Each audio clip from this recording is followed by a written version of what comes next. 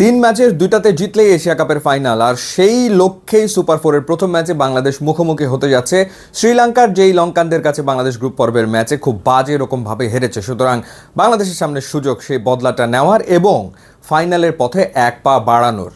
এখন সেই ক্ষেত্রে আসলে ঠিক কী ধরনের টিম কম্বিনেশনে বাংলাদেশ শ্রীলঙ্কার মুখোমুখি হতে যাচ্ছে, এবং সেটা অবশ্যই কন্ডিশন বিবেচনায় রেখে, কারণ খেলা হবে দুবাইয়ে। বাংলাদেশ গ্রুপ পর্বে সবগুলো ম্যাচ খেলেছে আবুধাবিতে, এবার খেলবে দুবাইয়ে, যেখানকার উইকেটও যথারীতি স্লো। তো সেই ক্ষেত্রে আগে যদি আমরা বোলিং ডিপার্টমেন্ট নিয়ে কথা বলি, এই জায়গাটাতে আমার মনে হয় যে অবশ্যই বাংলাদেশের জেনুইন 5টা বোলার নিয়ে খেলা উচিত। আফগানিস্তানের বিপক্ষে বাংলাদেশ 4জন জেনুইন বোলার নিয়ে খেলেছে। ফিফথ বোলিং অপশন হিসেবে 2জন পার্ট টাইমারকে ব্যবহার করেছে, সাইফ হাসান এবং শামীম হোসেন পাটোয়ারি। দুজনে মিলে 4 ওভারে রান দিয়েছিলেন 55। সুতরাং সেই ভুল নিশ্চয়ই এই ম্যাচে বাংলাদেশের টিম ম্যানেজমেন্ট করতে চাইবে না। সেই ক্ষেত্রে আমার মনে হয় যে শেখ মাহাদিকে আবারও একাদশে ফিরিয়ে আনা উচিত। এবং যেহেতু শ্রীলঙ্কান ব্যাটিং অর্ডারে বাহাতি ব্যাটসম্যান রয়েছেন বেশ কয়েকজন, সম্ভবত 4জন, সেক্ষেত্রে শেখ মাহাদি খুবই এফেক্টিভ হতে পারে। তো সেটা যদি হয় তাহলে শেখ মাহাদি, রিশাদ এবং নাসুম, এই 3জন স্পিনার নিয়ে খেলা উচিত। পাওয়ার প্লেতে শেখ মাহাদিকেও ব্যবহার করা যায়, নাসুমকেও ব্যবহার করা যায়, এবং দুজনেই আসলে উইকেট টু উইকেট বল করেন, সুতরাং তারা এফেক্টিভ হতে পারেন। সাথে 2জন ফাস্ট বোলার মুস্তাফিজুর রহমান এবং তাসকিন আহমেদ, এই 5জন genuine bowler. Sixth bowling option হিসেবে শামীম পাটোয়ারি থাকলো। এখন যদি এমনটা হয় তাহলে আফগানিস্তানের বিপক্ষে যে একাদশ খেলেছে সেখানে অন্তত একটা পরিবর্তন লাগবে। শেখ মাহাদি কার জায়গায় আসলে দলভুক্ত হবে? অপশন আছে 3টা। এক, সাইফ হাসানের জায়গায় তিনি দলভুক্ত হতে পারেন, অথবা নুরুল হাসান সোহানের পরিবর্তে খেলতে পারেন, অথবা তাওহিদ হৃদয়ের জায়গায় তিনি খেলতে পারেন। তাহলে আবার ব্যাটিং অর্ডারে পরিবর্তন আনতে হবে।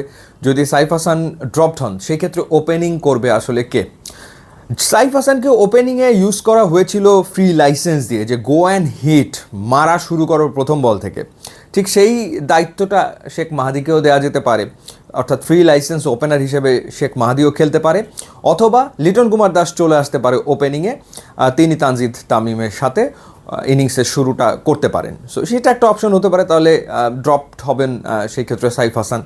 আর যদি সেটা না হয়, যদি টিম ম্যানেজমেন্ট মনে করে যে না, তাহলে আমরা লোয়ার মিডল অর্ডার থেকে একজনকে কমিয়ে ফেলি, তাহলে নুরুল হাসান সোহান ড্রপড হবেন, সেই জায়গাটাতে শেখ মাহাদি খেলবেন।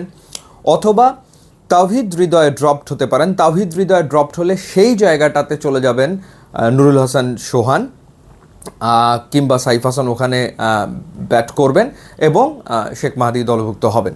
সুতরাং আগে বোলিং ডিপার্টমেন্ট সেট করে নিলে এরকম আসলে হয়। এখন দেখার ব্যাপার যে টিম ম্যানেজমেন্ট কীরকম চিন্তা করছে। যদিও উইনিং কম্বিনেশন আসলে তো সচরাচর দেখা যায় যে টিম ম্যানেজমেন্ট ধরে রাখতে চায়, কিন্তু কন্ডিশনকেও বিবেচনায় নিতে হবে। এবং that was a big mistake যে 4জন বোলার নিয়ে খেলা। অবশ্যই 5জন জেনুইন বোলার নিয়ে খেলতে হবে।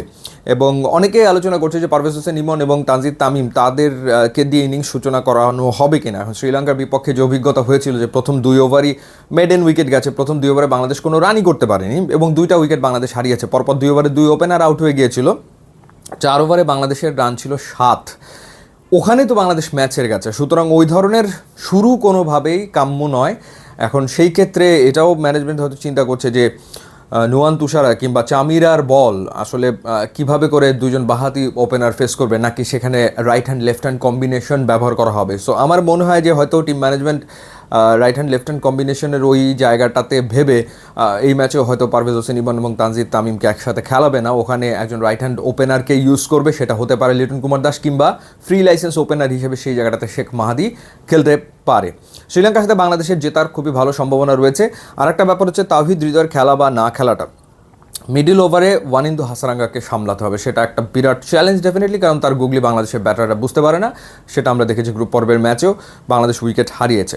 তো সেই ক্ষেত্রে তাওহিদ হৃদয়ের এক্সপিরিয়েন্স একেবারে খারাপ না। হ্যাঁ, সে রান করছেন না, তার ব্যাটিং টি20 অ্যাপ্রোচে হচ্ছে না, এগুলো সব ফ্যাক্ট।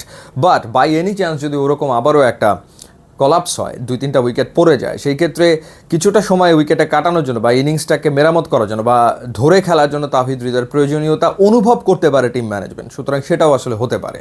সো দেখা যাক কি হয়। বাংলাদেশের জন্য শুভকামনা থাকলো। আপনি কি মনে করছেন জানাবেন। ইউটিউব, ইনস্টাগ্রাম লিঙ্ক দেওয়া আছে, যোগ দিলে খুবই খুশি হবে। And thanks for watching.